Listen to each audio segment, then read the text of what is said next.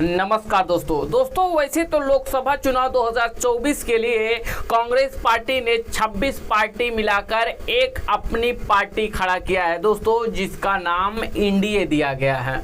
अब दोस्तों इस एनडीए में 26 पार्टी शामिल होकर और कैसे बीजेपी का वोट बैंक बढ़ा रहे हैं दोस्तों, आज मैं इस वीडियो में वही बताने वाला हूं। दोस्तों भारत के अंदर सनातन धर्म को मानने वाले 80% सनातन धर्म को फॉलो करते हैं और दोस्तों 26 पार्टी मिलाकर एनडीए का जो नाम दिया गया है दोस्तों, 26 ही पार्टी में से कुछ राजनेता ऐसे हैं जो स्टेटमेंट देकर बीजेपी का खुद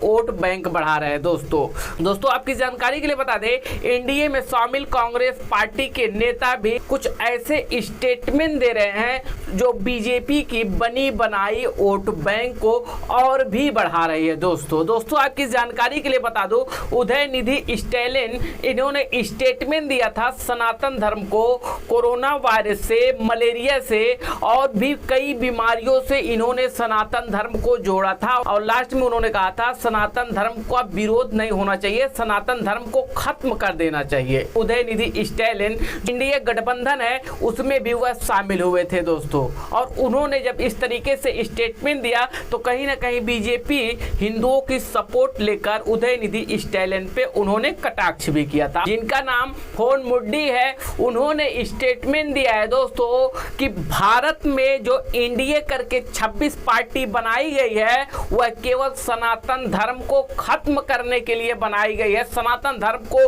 भारत से उखाड़ फेंकने के लिए एनडीए 26 पार्टी की बनाई गई है, सनातन धर्म भारत में दोबारा उभर ना सके। दोस्तों यह भी स्टेटमेंट जो एनडीए की पार्टी में शामिल एमडीके पार्टी के राजनेता है दोस्तों, उन्होंने भी इस तरीके से स्टेटमेंट दिया। दोस्तों एमडीके पार्टी से 3 ऐसे राजनेताओं ने स्टेटमेंट दिया जो सनातन धर्म के अगेंस्ट आकर, और दोस्तों यह बात किसी से नहीं छुपी है, सनातन धर्म की थोड़ी सी सहायता लेती है बीजेपी, और बीजेपी इसीलिए जो एनडीए करके पार्टी है इससे एडवांटेज होती है। दोस्तों इसका वजह यही है कि भारत में 80% सनातन धर्म को मानने वाले हैं, इसलिए जब बीजेपी जो सनातन धर्म को मानते हैं जब उसकी सपोर्ट लेती है तो बीजेपी की सरकार बनती है और एनडीए करके जो पार्टी बनाई गई है। ऐसे 3 राजनेताओं ने स्टेटमेंट दिया दोस्तों, जो एनडीए पार्टी के और भी राजनेता हैं